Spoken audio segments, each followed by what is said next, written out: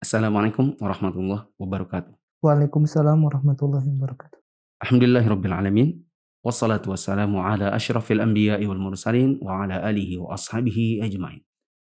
Teman-teman yang dirahmati Allah, mari kita baca kisah Abu Muslim Al-Khawlani yang bernama Abdullah bin Thuwab rahimahullah. Disebutkan di buku ini ada di halaman 234, cerita ke-27. Telah tersebar berita di Jazirah Arab bahwa Rasulullah SAW sakit parah setelah kepulangan beliau dari Haji Wada. Maka syaitan memperdaya Al-Aswad Al-Ansi untuk kembali kepada kekufuran. Setelah sebelumnya beriman dan mengadakan kebohongan atas nama Allah, ia menyatakan dirinya sebagai nabi yang diutus dari sisi Allah Ta'ala bagi kaumnya di Yaman. Al-Aswad Al-Ansi adalah seorang yang begitu kuat, kekar, kulitnya hitam, dan banyak kejahatannya. Di masa jahiliyah, ia adalah seorang yang mumpuni dalam perdukunan dan mahir melakukan sihir di hadapan manusia.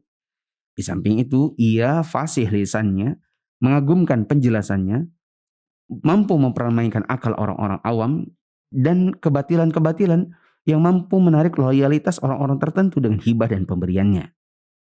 Ia tidak pernah muncul di hadapan manusia kecuali dengan menutup muka dengan cadar berwarna hitam untuk meliputi dirinya dengan sifat yang ditakuti karena tersembunyi dan berwibawa. Dakwah Al-Aswad Al-Ansi juga telah tersebar di Yaman sebagaimana menjalarnya api pada tanaman yang kering. Dan kabilahnya dari Bani Madhij yang mengikutinya telah membantunya dalam menyebarkan dakwahnya. Pada waktu itu ia adalah kabilah Yaman yang paling banyak jumlah penduduknya, paling luas kawasannya, paling kuat bala tentaranya. Penyebaran dakwahnya juga tertolong oleh kemampuannya untuk menciptakan kedustaan yang menghiasi perkataannya, serta permintaan bantuannya kepada orang-orang pandai yang telah mengikutinya. Ia menyatakan kepada manusia bahwa malaikat turun kepadanya dengan membawa wahyu serta memberitakan hal-hal gaib kepadanya. Untuk meyakinkan manusia atas kebenaran dakwahnya, ia menempuh banyak cara. Di antaranya, dia menyebarkan mata-mata di setiap tempat untuk mengetahui urusan-urusan manusia dan permasalahannya, serta menyibak rahasia-rahasia dan berita-berita mereka, serta menembus apa yang terhimpun dalam lubuk hati mereka dari angan-angan dan kesusahan. Di waktu yang sama, mereka merayu dan menipu mereka agar merujuk kepada Al-Aswad serta meminta pertolongan kepada dirinya. Apabila mereka mendatanginya, ia mendahului hajat mereka tersebut dan mengemukakan permasalahan mereka terlebih dahulu dan menyelesaikannya. Dengan begitu seakan-akan ia memperlihatkan kepada mereka rahasia yang tersembunyi dan menemukan apa yang tersembunyi dalam lubuk hati mereka. Maksudnya, ini tidak lain tidak bukan seperti gayanya orang-orang di zaman sekarang. Sebenarnya mereka nggak yang hebat-hebat banget gitu ya, tetapi melakukan tipu daya dengan menggunakan orang-orang suruhan, ya kan? Coba kamu ke tempatnya si Anu. Tanya apa masalahnya. Nanti orang-orang suruhannya ini datang duluan ke Al-Aswad Al-Ansi, sudah memberitahukan masalahnya, sudah mengetahui solusinya. Baru kemudian orang-orang suruhannya mengajak orang-orang tersebut untuk mendatangi Al-Aswad. Waktu mereka datang, Al-Aswad tinggal ngomong, saya tahu masalahmu gini kan. Sehingga orang-orang bilang, kok hebat ya, kok bisa tahu ya. Padahal ya memang sudah diberitahu lebih dulu gitu. Dulu kan ada dukun-dukun putih ya di Indonesia, ya, sering tayang di TV-TV nasional juga kan. Kemudian punya kayak wah hebat gitu, bisa ini bisa itu. Ternyata sendal jepitnya ada listriknya.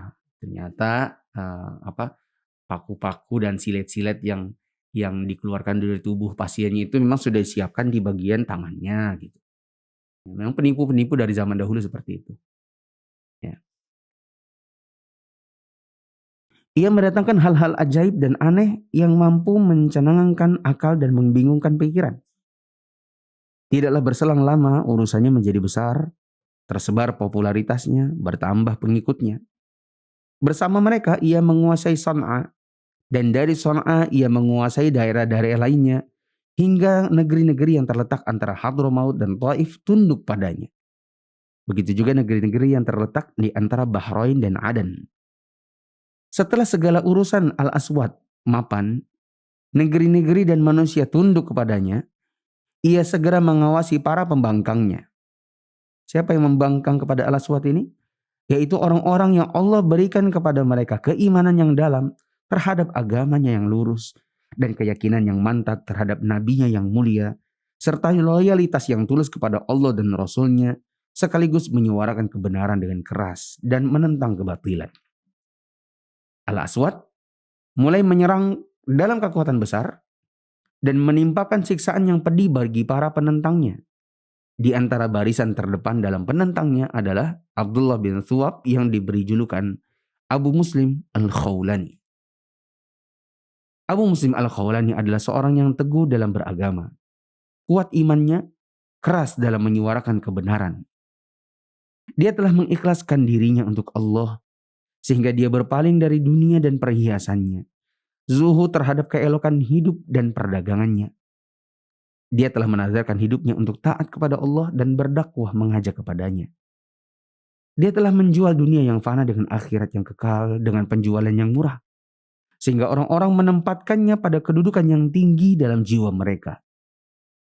Mereka melihatnya sebagai seorang yang bersih jiwanya, erat hubungannya dengan Allah, dan doanya mustajab di sisinya. Al-Aswad Al-Ansi berkeinginan untuk menyerang Abu Muslim dengan penyerangan besar. Penyerangan yang menghembuskan rasa takut dan gentar ke dalam hati para penentang dakwanya yang sembunyi-sembunyi dan terang-terangan. Ia bermaksud mengalahkan mereka dengan pukulan telak. Ia memerintahkan untuk mengumpulkan kayu bakar dan menumpuknya di tanah lapang di Son'a, lalu dinyalakan dengan api. Ia mengundang manusia untuk menyaksikan seruan bertaubat kepada ahli fikih dan ibadahnya Yaman, yaitu Abu Muslim Al-Khawlani, dan pengakuan terhadap kenabiannya. Maksudnya Al-Aswad ini ya mau bikin semacam acara ya, dengan kayu bakar dan mengundang Abu Muslim untuk mengakui kenabian si Al-Aswad ini. Pada waktu yang telah ditentukan, Al-Aswad mendatangi tanah lapang yang penuh sesak dengan manusia. Para togutnya dan para pengikutnya yang mengelilingnya, juga para penjaga dan panglima pasukannya. Ia duduk di atas kursinya yang besar, yang telah diletakkan untuknya sambil menghadap ke arah api. Abu Muslim Al-Khawlani diseret ke hadapannya, di bawah tatapan manusia dan pendengaran mereka. Ketika Abu Muslim sampai di hadapan Al-Ansi, orang yang sombong dan pendusta ini memandang kepadanya dengan penuh takabur.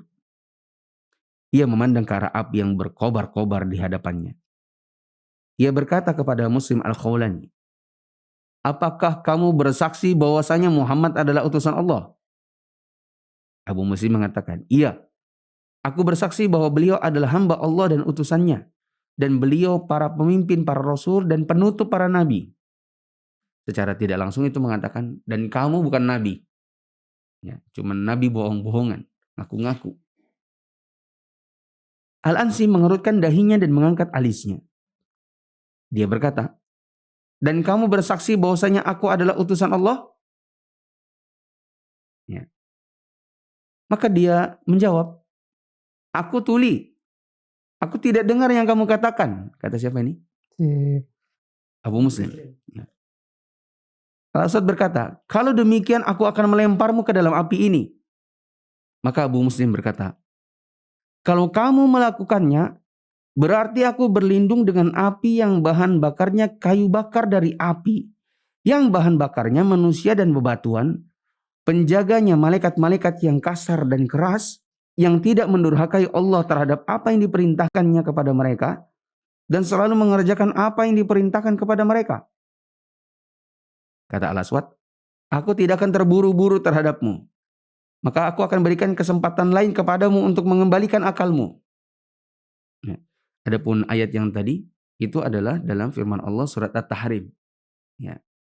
"Alaiha malaikatun ghiladun syidad la ya'sunallaha ma amarhum wa yaf'aluna ma yu'marun." Ya, ini kata-katanya siapa? Abu Muslim. Abu Muslim. Ia lalu mengulangi pertanyaannya lagi kepada Abu Muslim. apakah kamu bersaksi bahwa Muhammad utusan Allah? Dijawab, iya. Aku bersaksi bahwa beliau adalah hamba Allah dan utusannya. Allah telah mengutusnya dengan agama yang membawa petunjuk dan kebenaran. Dan dia menutup segala risalah dengan risalah beliau. Dan kamu nabi palsu. Maksudnya gitu ya. Al-Aswad bertambah murka dan berkata, dan kamu bersaksi bahwa aku adalah utusan Allah? Ini maksa nih. Abu Muslim menjawab, kan sudah kubilang aku tuli untuk mendengar perkataanmu ini. Ya. Maka Al-Aswad Al-Ansi terbakar kemarahannya akibat keberanian Abu Muslim dalam menjawab, ketentraman jiwanya dan ketenangan anggota badannya. Ia berkehendak memerintahkan seseorang agar melemparkan Abu Muslim ke dalam api. Di saat itu, salah satu pembesar togutnya, yaitu tokoh-tokoh pendamping kesesatannya ini, maju kepadanya dan membisikkan ke telinganya. Sesungguhnya orang ini, Abu Muslim ini, sebagaimana yang Anda tahu, dia bersih jiwanya, lagi terkabulkan doanya. Dan sesungguhnya Allah tidak akan menghinakan orang mukmin yang tidak menghinakan Allah di saat genting. Ya. Karena ini sudah sama-sama tahu, sama-sama penipu. Ya. Dan sesungguhnya apabila kamu melemparkannya ke dalam api, lalu Allah malah menyelamatkannya, seperti Nabi Ibrahim, maka kamu telah menghancurkan seluruh apa yang telah kamu bangun dalam sesaat. Dan kamu mendorong manusia untuk mengkufuri kenabianmu. Maksudnya gini, orang ini, Abu Muslim ini kan dikenal orangnya makbul doanya. Kalau nanti kita masukkan ke dalam api, ternyata Allah menyelamatkan dia. Terus dia keluar kayak Nabi Ibrahim. Ya. Nanti orang pandang apa kira-kira? Kok dihukum masuk api malah keluar? Berarti ini dong yang benar. Berarti ini yang masukin ke api, ini yang malah yang salah. Ya kan? Ya. Ya, kalau sudah seperti itu, hancur semua. Kesesatan yang selama ini sudah terbangun. Begitu. Dan bila api membakarnya, maksudnya ternyata dia tidak selamat dalam api itu, apa yang terjadi? Orang-orang malah tambah kagum sama dia. Dan tambah membesarkannya. Dan mereka akan mengangkatnya dalam barisan para syuhada. Ya. Jadi dimasukin salah, nggak dimasukin salah. Ya kan? Masukin dan selamat salah, masukin dan tidak selamat, salah juga. Jadi berilah kebaikan kepadanya dengan membebaskannya. Dan buang saja dia dari negerimu. Niscaya kamu akan terbebas darinya dan merasa tenang. Ini kata pendamping kesesatannya si Aswad. Maka Al-Aswad menerima pendapat tauhidnya dan memerintahkan Abu Muslim untuk meninggalkan negerinya saat itu juga. Nah, ada catatan kaki.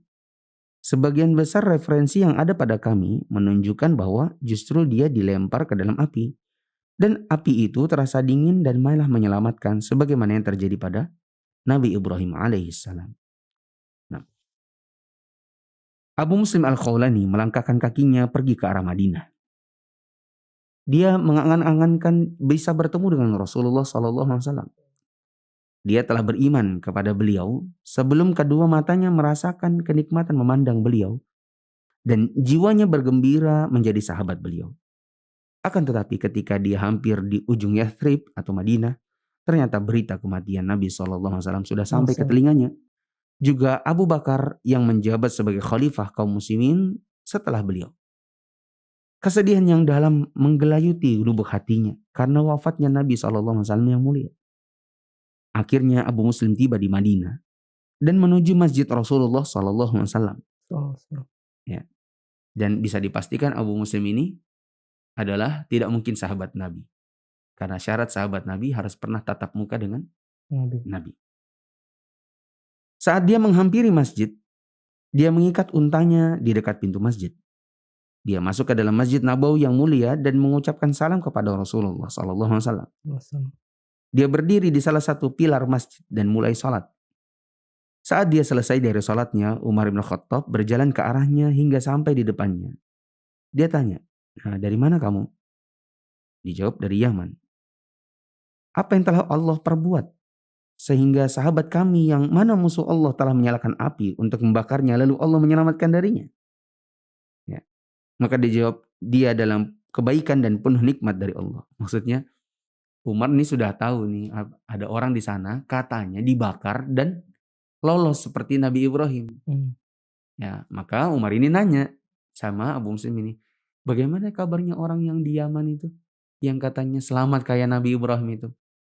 Dijawab sama Abu Muslim, oh dia alhamdulillah dia orangnya sehat-sehat gitu ya. Nah, Umar berkata, aku bertanya kepadamu dengan nama Allah, kamu kah orangnya? Dia jawab, iya. Umar lalu mencium keningnya dan berkata, tahukah kamu apa yang Allah perbuat kepada musuh Allah dan musuhmu? Dia jawab, oh nggak tahu. Beritanya sudah terputus dariku semenjak aku meninggalkan Yaman. Dia diusir kan dari Yaman oleh Al-Aswad ini. Dan dia menuju ke mana?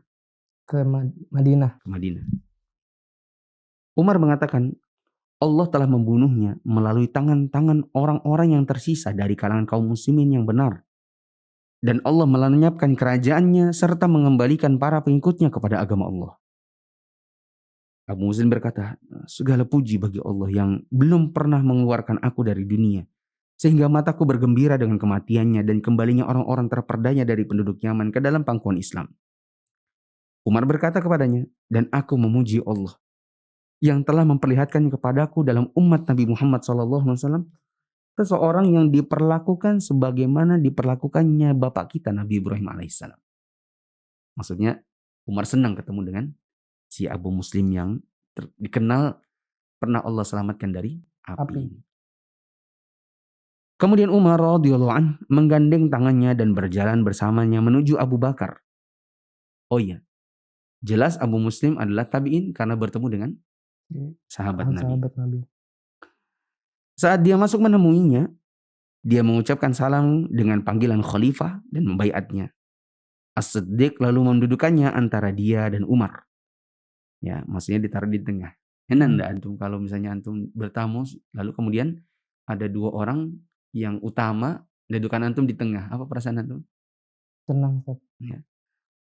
Mulailah dua syekh, maksudnya Abu Bakar dan Umar, meminta Abu Muslim untuk menceritakan apa kisah Al-Aswad Al-Ansi itu. Abu Muslim Al-Khawlani tinggal beberapa waktu di Madinah dan di sela-sela itu dia selalu menatapi Masjid Rasulullah. Dia sholat di Raudhah yang suci sebanyak apa yang Allah kehendaki. Dia juga menimba ilmu dari para pembesar sahabat seperti Abu Ubaidah ibn Jarrah, Abu Dzar Al-Ghifari, Ubadah bin Samit, Mu'adz bin Jabal, Auf bin Malik Al-Ashja'i, radhiyallahu anhum.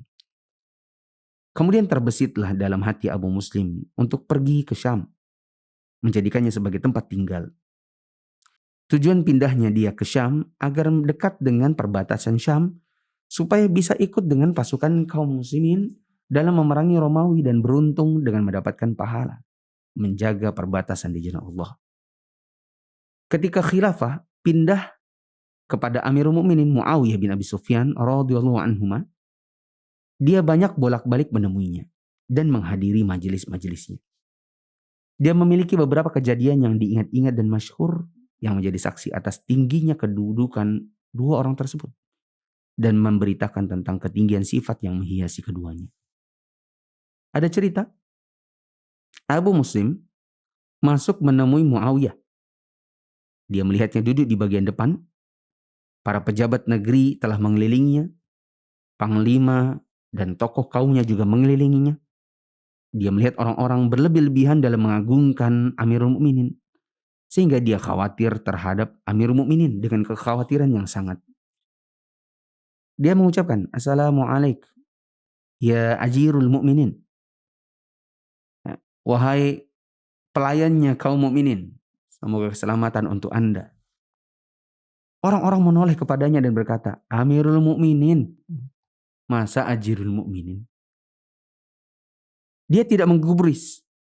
Dan dia malah berkata, Assalamualaikum ya Ajirul Mukminin. Ya, bukan Amirul Mukminin. Kalau Amirul Mukminin penguasanya kaum mukminin. Ajirul Mukminin pelayannya mukminin. Orang-orang bilang lagi, Amirul Mukminin. Wahai Abu Muslim, woi, Amirul Mukminin. Jangan sembarang ngomong gitu maksudnya. Maka dia tidak mendengarkan perkataan mereka dan tetap saja berkata, Assalamualaikum wahai Ajirul Mukminin. Saat orang-orang berkehendak untuk mengulanginya, Muawiyah menoleh kepadanya dan berkata, biarkan Abu Muslim. Dia tahu apa yang dia katakan. Abu Muslim mendekat kepada Muawiyah dan berkata kepadanya, sesungguhnya permisalanmu setelah Allah mengangkatmu sebagai orang yang mengurusi urusan manusia, itu seperti orang yang menyewa seseorang atau mewakilkan kepadanya urusan domba. Dia memberi upah kepadanya untuk mengurusi gembala, menjaga badan, memperbanyak wol dan susunya. Apabila dia mengerjakan apa yang telah menjadi kesepakatan, domba yang kecil jadi besar, kurus jadi gemuk, sakit jadi sehat, maka dia memberi upahnya bahkan melebihkannya. Sebaliknya, jika dia tidak becus dalam mengurusi gembala dan lalai darinya, yang kurus jadi binasa, yang gemuk jadi kurus, hilang wol-wol dan susunya, maka dia akan menahan upahnya, memarahinya, bahkan menghukumnya. Pilihlah untuk dirimu apa yang menjadi kebaikan dan pahalanya untukmu. Maksudnya paham? Kamu kan pegawainya Allah. Itu ibarat Allah jadikan kamu penguasa. Itu seperti tuan angkat seorang penggembala. Kalau bagus mengurusi urusan ini, dikasih tambahan. Kalau sampai salah-salah dan malah merugikan, malah dihukum. Ini perumpamaan bagi penguasa. Muawiyah radhiyallahu an mengangkat kepalanya yang sebelumnya tertunduk ke tanah. Dia berkata, semoga Allah membalasmu dengan kebaikan atas jasamu kepada kami dan rakyat, wahai Abu Muslim. Kami tidak mengetahui dirimu kecuali orang yang memberikan nasihat bagi Allah dan Rasulnya dan juga kepada kaum muslimin pada umumnya. Pelajaran bagi kita, dari Abu Muslim ini berani menyuarakan kebenaran. Berani menyuarakan kebenaran. Adapun pelajaran dari Muawiyah adalah menerima nasihat. Menerima nasihat. Meskipun dari yang lebih rendah.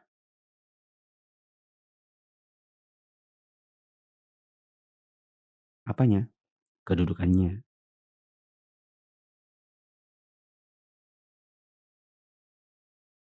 Kita lihat bahwa Abu Muslim itu kan lebih rendah daripada Muawiyah. Muawiyah sahabat Nabi. Abu Muslim tabi'in. Muawiyah penguasa. Abu Muslim rakyat biasa. Nah, tapi lapang dada terima apa? Nasihat. Nasihat, masukan.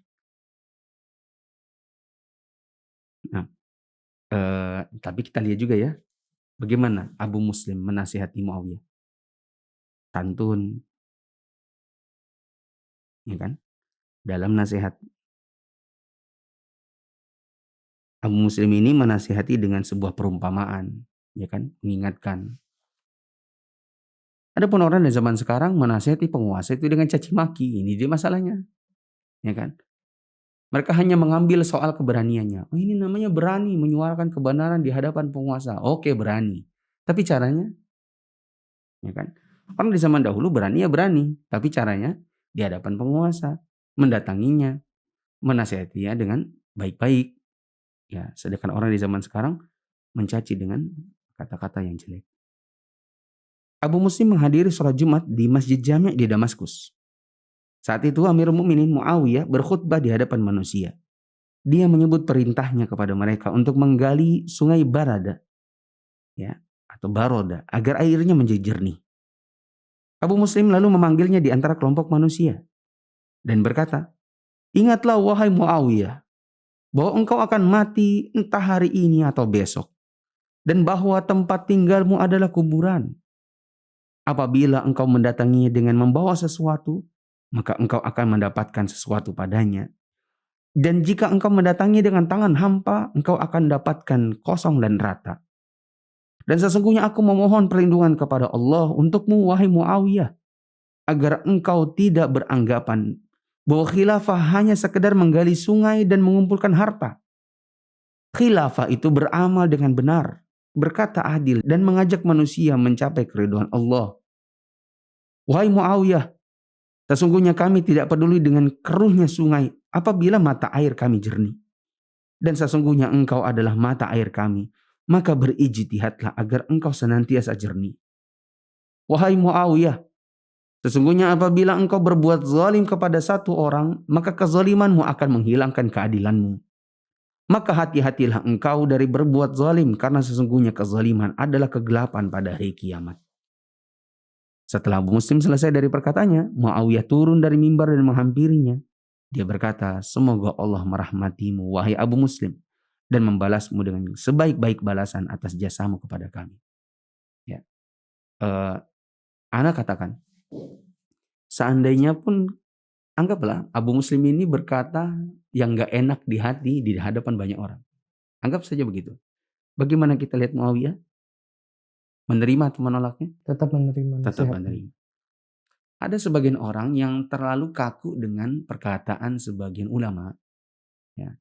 Ada yang mengatakan ini adalah perkataan Imam Syafi'i. Bahwa beliau mengatakan, ya kalau menasihati aku, menasihati sembunyi-sembunyi. Karena menasihati dalam keadaan di depan umum itu sama dengan mencaci maki. Ya. Kita lihat bagaimana Abu Muslim menasihati Muawiyah di mimbar Jumat. Ya, di hadapan banyak orang. Ya kan? Apakah kemudian Muawiyah sempit hati untuk menerimanya? Jawabannya tidak. Maksud Ana gini. Ini kalau Ana ya. Ada kalanya kita mendapatkan nasihat atau teguran atau sesuatu di hadapan orang. Dan kita menerimanya dan harus menerimanya karena apa yang disampaikan itu benar. Ya. Dan tidak baperan hanya gara-gara ditegurnya di hadapan orang. Paham ini? Nah. Ini contoh. Dalam bayangan Anda saja, Anda nggak pernah menemukan hal ini sebenarnya. Misalnya, anggaplah kita hadir dalam sebuah majelis ilmu, ya kan? Kemudian kita melakukan kesalahan. Anggap saja kesalahannya adalah kita berjalan misi gitu, melompati pundak-pundak orang dan paha-paha orang. Kemudian kita duduk, ya kan? Kemudian anggaplah kita ditegur sama ustadznya. Akhi dari mana? Itu di hadapan banyak orang. Dari luar Ustaz, antum baru datang? Iya Ustaz, baru datang. Kalau baru datang berarti di belakang. Tidak melompat-lompat kemari. Ya kan? Benar atau tidak perkataan Ustaz itu? Benar Ustaz. Yang harusnya dilakukan laki-laki ini, si ikhwan ini, atau kitanya ini, ya udah keluar. Atau, oh iya Ustaz, mohon maaf. Jadi saya boleh duduk atau di luar aja Ustaz? Nah, kalau bisa antum di luar ya, karena sudah nanti menyempitkan orang. Oh iya Ustaz, gak apa-apa. Mohon maaf, afwan ya ikhwan. Afwan. Itu akan terlihat elegan gitu. Dalam menghadapi teguran di hadapan banyak orang. Bagaimana kalau gitu Ustaz? Nggak boleh kayak ini? Ya. Ya udah balik. Sambil balik negur itu. Oh, menegur saya depan orang. Oh, Ustaz seperti ini nggak usah diambil ilmunya. Nggak punya adab dalam menegur. Terus pulang gitu. Apa yang terjadi? Orang itu dapat ilmu? Tidak. Gitu. Apakah dia akan dilihat orang dengan penglihatan yang baik atau justru negatif? Negatif. Gitu. Itu yang Anda katakan. Ada kalanya kita jangan pernah berkata gini, oh Imam Syafi'i tidak senang kok ditegur di hadapan umum. Apalagi saya gitu. Saya katakan, bedalah. Imam Syafi'i. Kondisi beliau di zaman dahulu, jangan kau samakan dengan kondisimu di zaman sekarang. Ya. Pandangan terhadap beliau, bagaimanapun orangnya, tetap saja Imam Syafi'i jibal, ya, gunung. Dan engkau? Bukit. Bukan. Engkau adalah sehelai daun yang jatuh dari ranting. Gitu. Yang bisa jadi diinjak orang. Gitu. Jangan menyamakan diri dengan orang-orang mulia. Ya, biasakan diri untuk menerima nasihat apapun yang terjadi. Apakah dinasihati di hadapan umum kah? Atau dinasihati secara sendirian kah? Berapa banyak orang dinasehati sendirian pun tetap tidak terima? Itu tidak? Nah. Pada kali yang lain Muawiyah naik mimbar dan memulai khutbahnya. Saat itu dia telah menahan pemberiannya kepada orang-orang selama 2 bulan.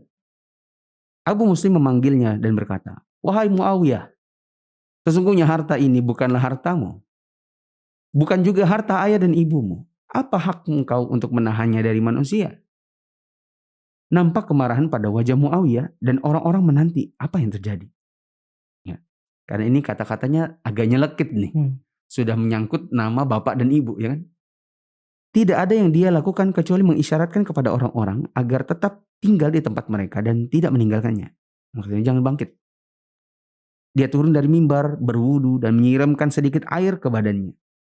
Kemudian dia naik mimbar, lalu memuji Allah Ta'ala dan menyanjungnya dengan sanjungan yang sesuai dengannya. Lalu berkata, "Sesungguhnya Abu Muslim telah menyebutkan bahwa harta ini bukan hartaku, bukan juga harta ayah ibuku. Dan Abu Muslim benar dalam apa yang dia katakan. Sesungguhnya aku mendengar Rasulullah SAW bersabda, Al-ghadabu minasyaitan, wa syaitanu minan nar, wal ma'u yutfi'un nar, fa idza ghadiba ahadukum falyaghtasil." Kemarahan itu dari setan, dan setan itu diciptakan dari api, dan air memadamkan api. Jika salah seorang dari kalian marah, maka hendaklah dia mandi. Ya. Dan hadis ini diriwayatkan Abu Nuaim dalam Al-Hilyah. Dan kata Syekh Al-Albani, hadis ini adalah sanadnya dhaif. Tapi hadis ini memang sering kita dengar gitu ya. Bahwa marah itu dari syaitan, syaitan itu diciptakan dari api, dan api itu dimatikan dengan air. Maka salah seorang dari kalian kalau marah, hendaklah dia wudu. Yang paling kita sering dengar adalah, maka hendaklah dia berwudu. Tapi sebagian ulama ahli hadis seperti Syekh Al-Albani, Syekh Syu'ab Al-Arnaut mengatakan hadis ini sanadnya dhaif. Nah, wahai manusia, bergegaslah untuk mengambil hak-hak kalian dengan berkah Allah, kata Muawiyah. Semoga Allah membalas Abu Muslim Al-Khawlani dengan sebaik-baik balasan. Dan dia adalah seorang permisalan yang langka dalam menyuarakan kebenaran. Semoga Allah meridhai Muawiyah bin Abi Sufyan dengan keridhaan yang banyak. Karena dia merupakan teladan yang mengagumkan dalam rujuk kembali kepada kebenaran. Karena dia berkali-kali dapat nasihat dari Abu Muslim Al-Khawlani. Dan dia tipikalnya orang yang terima nasihat. Alangkah indahnya perkataan seseorang. Aqillu alaihim la aban li abikum. Minal laumi au suddul makan alladhi saddu. Sedikitkanlah dalam mencela mereka, semoga tidak ada ayah untuk ayah kalian, atau gantikanlah posisi yang mereka tempati. Maksudnya adalah ini kalimat yang digunakan untuk mencela dan bisa juga untuk memuji. Namun di sini dipergunakan untuk mencela. Yakni maksudnya gantikanlah posisi mereka dan lakukan apa yang mereka lakukan kalau memang kamu mencela mereka. Ada pertanyaan? Ustadz, bagaimana penerapannya dalam kaidah yang disebutkan di cerita di terakhir mengenai sedikitkanlah dalam mencela mereka, semoga tidak ada ayah untuk ayah kalian, atau gantikanlah posisi yang mereka tempati. Itu penerapannya seperti apa Ustadz di kehidupan sehari-hari? Ada kalanya kita mencela orang untuk sesuatu yang sebenarnya kita juga tidak sanggup melakukan. Ya, bisa saja dimaknai seperti itu. Gini, ada orang mencela seorang ustadz misalnya. Ustadz itu kalau bicara nggak enak, nggak bisa dipahami. Ya, bila dalam rangka maksudnya adalah sebuah hal yang diceritakan karena ada ingin unsur perbaikan, itu beda ya. Ya mohon maaf Ustadz ya, kami tidak bisa memahami pembicaraan Ustadz. Atau kita nggak berani sama Ustadz itu, jadi kita ngelapor sama Ustadz yang lebih bisa ya nyampaikan. Ustadz mohon maaf Ustadz Mufid itu kalau bicara itu nggak bisa dipahami. Nah beliau sering ngisi kajian, kami ini bingung. Nah ini tidak bermaksud mencela, tapi kekurangan ini dibicarakan buat perbaikan. Oke? Nah ada yang sifatnya hanya mencela. Ya, tidak menginginkan perbaikan. Tidak bermaksud ingin mendatangkan solusi. Sekedar mencela. Ustadz itu kan kalau ngomong udah jelas gitu. Maka kita bisa aja katakan, kalau kamu yang ngomong lebih jelas. Paham? Paham Ustaz. Jadi belum tentu kamu bisa melakukan hal yang sama seperti Ustaz gitu. Ya coba tadi dibaca. Hmm. Sedikitkanlah dalam mencela orang. Ya. Atau coba gantikan posisi mereka. Kan. Ada orang sering menyebutkan ini. Ustadz yang anu tuh enak. Karena Ustadz anu itu sering kalau bicara itu enak ya. Penjelasannya rinci. Kemudian bahasa Arabnya disebutkan semua gitu. Kalau Ustadz yang ini kan apa ya? Ya gak bagus gitu. Dia tuh gini gitu. Sibuk banding-bandingkan gitu. Padahal belum tentu yang tukang banding-banding ini nih bisa berada di posisi yang dia celah. Gitu. Bahasa Arab misalnya. Ana sering banget ya. Ini gak mau masuk curhat ya.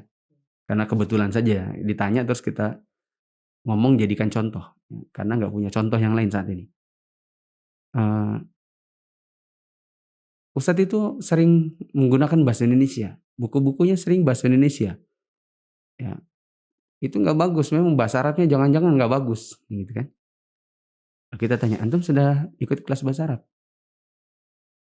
Nahwu antum? Baca kitab antum yang gundul lancar? Atau gak usah gundul dah, berharokat? Lancar? Ketika akhirnya dijawab, ya enggak sih. Maka kita katakan, jaga lisan antum. Ya. Tidak sepantasnya melakukan hal yang kita juga tidak bisa menggantikan posisinya. Gitu. Lalu kenapa Ustaz kita dalam mengaji terutama dengan Ustadz suka menggunakan bahasa Indonesia? Ada pertimbangan-pertimbangan. Ya. Seperti kajian itu baru dibuka kah? Atau sudah lama kah? Yang mendengarkan ini orang baru ngaji kah? Atau orang lama kah? Ada kalanya Ana menggunakan bahasa Indonesia. Buku-bukunya terjemahan. Seperti di MIA. Mufid Islamic Academy. Asumsinya adalah banyak orang baru ngaji. Buku yang kita gunakan adalah buku bahasa Indonesia yang Ana terjemahkan sendiri. Kalau ada yang mengatakan, itu Ustaz kayaknya gak bisa bahasa Arab. Maka kita jawab, bagaimana seorang yang tidak bisa bahasa Arab menerjemahkan buku? Gitu kan? Kalau orangnya memang hadirnya kita nilai ini baru belajar, maka kita buat belajar itu yang mudah dulu bagi mereka. Dan Ana biasanya kalaupun menggunakan bahasa Indonesia, itu buku yang terjemahan dari kitab-kitab para ahli. Bukan buku, maaf Ustadz Indonesia juga. Pertimbangan Ana adalah supaya Ana bisa membandingkan dengan kitab aslinya. Seperti ini. Nah, ini kan kitab Arab, Ana pakai. Ini kitab Indonesianya, terjemahannya. Ensiklopedia Salat. Ana pakai Salatul Mu'min. Ketika Anda mengajar, Anda pakai yang bahasa Arab. Tapi pembaca Anda menggunakan bahasa Indonesia. Kenapa Anda lakukan ini? Supaya Anda bisa menjaga, terjemahannya sesuai enggak dengan bahasa Arabnya. Kemudian buku ini, karena sudah ada Indonesianya, bisa dibeli dan digunakan oleh hadirin. Jadi hadirin itu tidak bengong. Paham kan? Ya. Jadi bukan berarti Indonesia semua. Tetapi tergantung strateginya. Oh, ini yang hadir siapa? Buku ini ada kitab aslinya enggak? Ada terjemahannya enggak? Terjemahnya mudah didapatkan tidak? Nah, itu menjadi pertimbangan-pertimbangan kapan menggunakan kitab Indonesia, kapan menggunakan kitab Arab. Begitu. Wallahu a'lam. Jazakumullah khairan. Teman-teman yang dirahmati Allah, mungkin ini saja yang bisa kita bahas pada hari ini. Kurang lebihnya mohon maaf. Subhanakallahumma wa bihamdika asyhadu an la ilaha illa anta astaghfiruka wa atubu ilaik. Wassalamualaikum warahmatullahi wabarakatuh. Waalaikumsalam warahmatullahi wabarakatuh.